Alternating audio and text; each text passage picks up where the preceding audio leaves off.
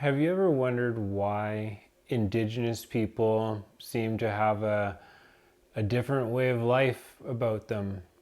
It was something that I certainly wondered about many years ago. It's just like a different approach to everything. It's almost, like different concept of time, for example. And it's like that with a lot of indigenous cultures around the world. They say it's like Fiji time or like Mexico time, or just like, now doesn't mean now. Like 2 o'clock means, somewhere around there, right? Maybe. But so it was an interesting thing, so with the Native American people here, the Indigenous people of Canada, I was very lucky when I say a few years back, there was this thing that I became involved in. It was called the International Indigenous Leadership Gathering, and it was in this town, Lillooet, and everybody would like go there. It was on like it was at different places, but on like people's land sometimes, and it was like just a community. It was free. You could go there, and like Indigenous people from all over the world would come and share teachings. And so there was like a big arbor, and there was like there was like sweat lodges. My first sweat lodge, remember, like when the door closed, and it was I was like I swore, but I was like holy s, because it's just like fear gripped me in my first sweat lodge there. And another guy said the same thing, and then we became buddies. But like, quite a thing. Anyways, like, and so, but it was a beautiful experience being involved in that for many years. And then because it was kind of based on a vision, once it reached its completion, that was the end of it. And it was a tough one. But over that period of time, I was able to receive teachings from the Indigenous people around here and from around the world and things like that. There was, Zunis from Africa and like Mayan people coming up from Peru or Inca. I don't, like all kinds of stuff, right? I mean, it was a great time. But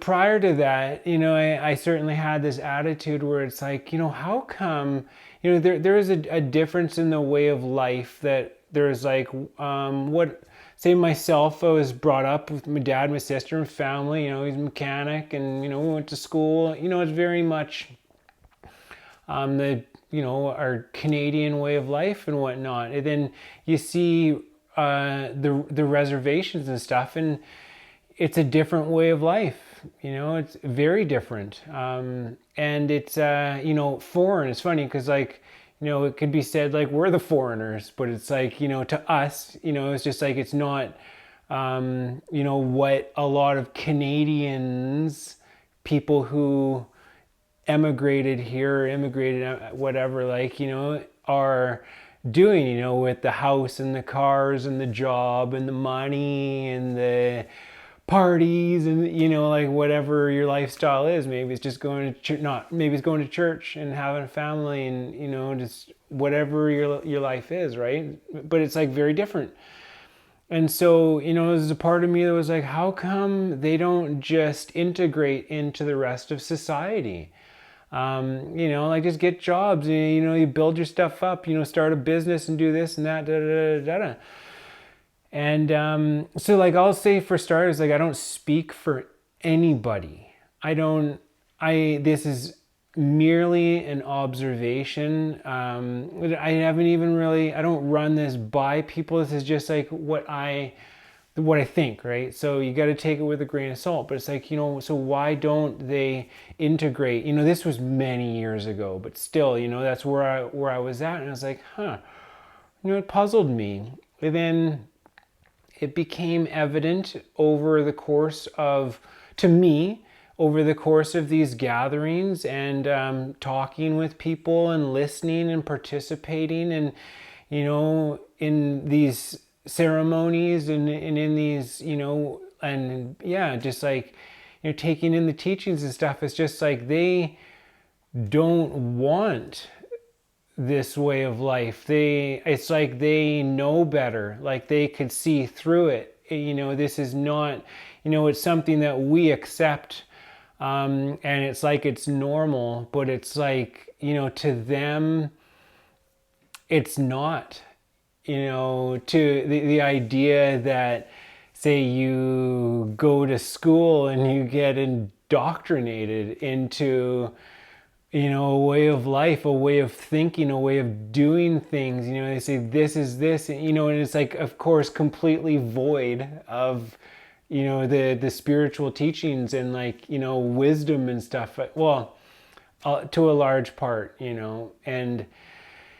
and so, and it's just, yeah, very unbalanced. The society is that we live in is not about respecting nature and respecting your elders, and and about wisdom and knowledge and stuff like that. I mean, it is here and there, but I mean, it's also about capitalism, right? And so it's like, and they know, because like they know what it is to be free, and that it's like, in our society, it's like when your parents, for a lot of people, when your parents get old, you stick them in a home and, visit them, and eventually, but that's like the end of the road.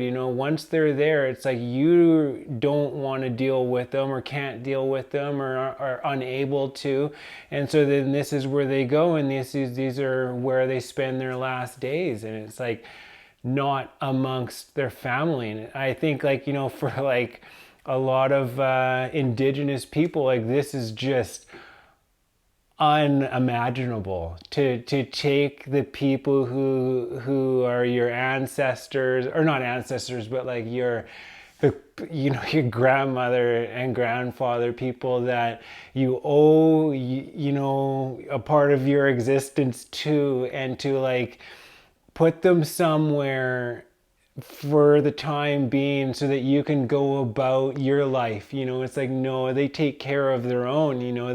They have, their family units are intact, and it's not about working a job and making money and having stuff and having a bigger one of these and getting more of that and having more zeros in your bank and being able to do this and do that and go here and go there. I mean, and it's not that there's anything wrong with those things, but it's like, I think that, like, when your way of life is based around that kind of stuff, and so it's like they don't want this, because freedom, it's like, how you can't, that's all of that stuff comes at a cost of freedom.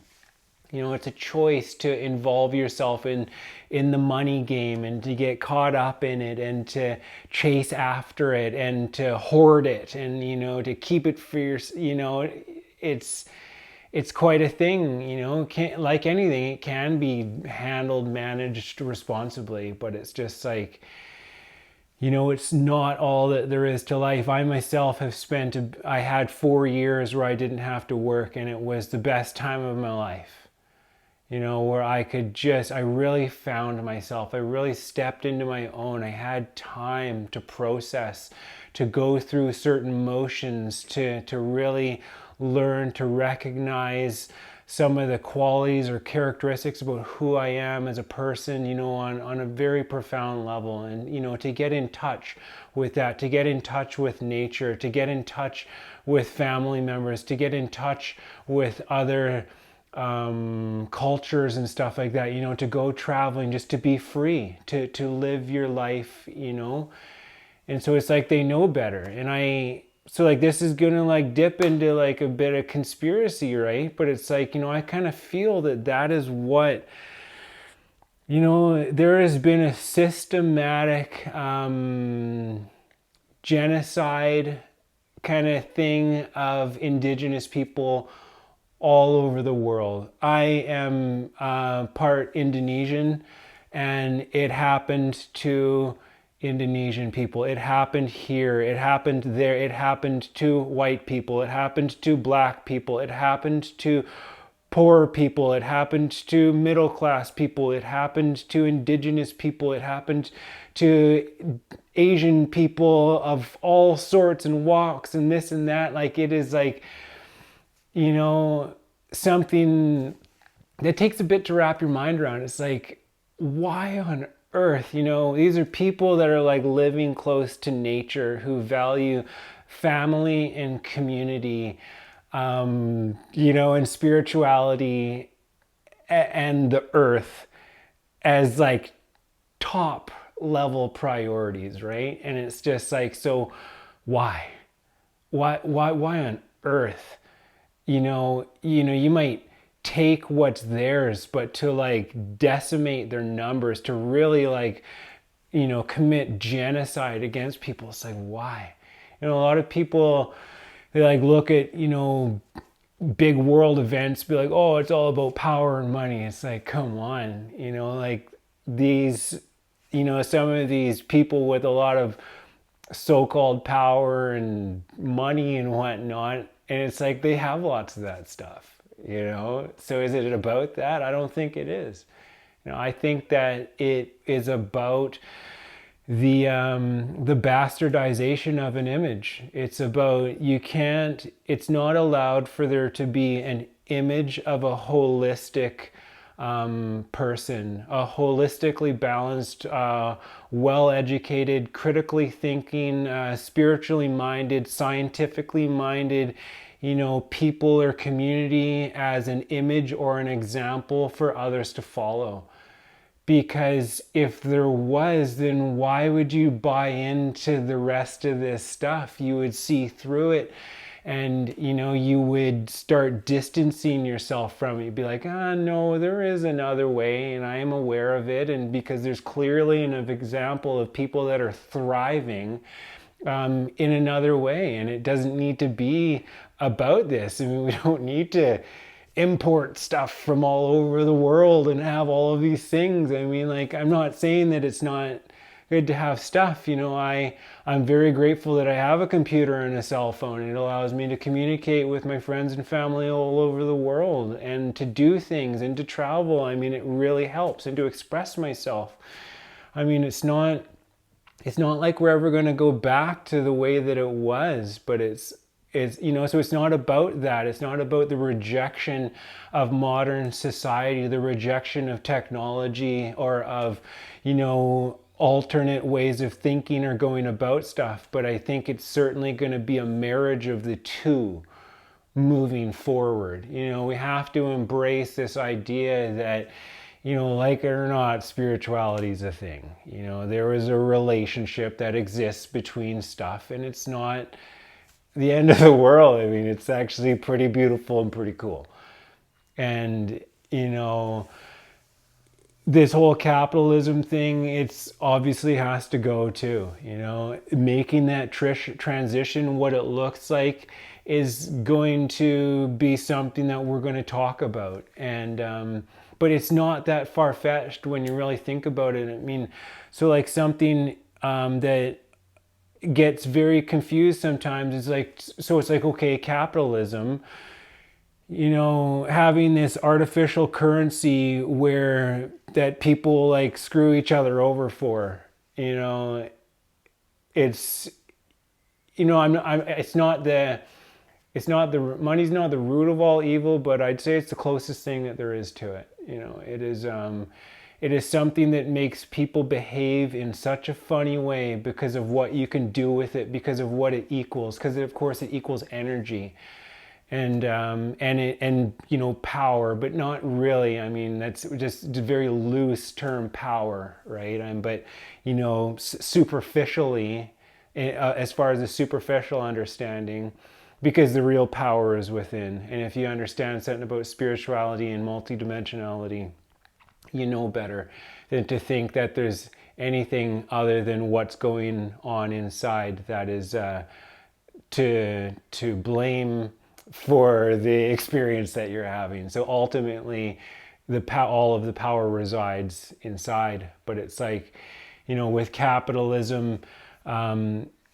So something that has been demonized is communism, and it is that word has been used to describe the methods of a number of nations who have committed atrocities. And it's just like, what that is not communism. I mean, it's not even close to what Karl Marx described. Communism was a critique of capitalism. It's like, we don't need to build, like a million cars and then just have them on the shelves for people to buy. It's like, no, no, no, no, no. Like this whole money thing, this is not it. It's like if everything is provided and everything is just free, I don't know, like there, if there's a will, there's a way. You figure out the whole where people live and how you have a house and a piece of land and how how things get moved and traded or dealt with, how you receive what you need to. But it's not that you have to work. And so like when people are free from needing to chase after this money to do things, to drive to Vancouver to do a job when there's somebody driving from Vancouver to do the same job, when you could just be doing the jobs, everybody working in their own town and doing what they feel that they want to contribute. When you're free and you feel good about just contributing to society. And that's one of the things that some people think, oh, okay, well, if everything was free, then there's going to be all these freeloaders, and it's like, you know what? Fine.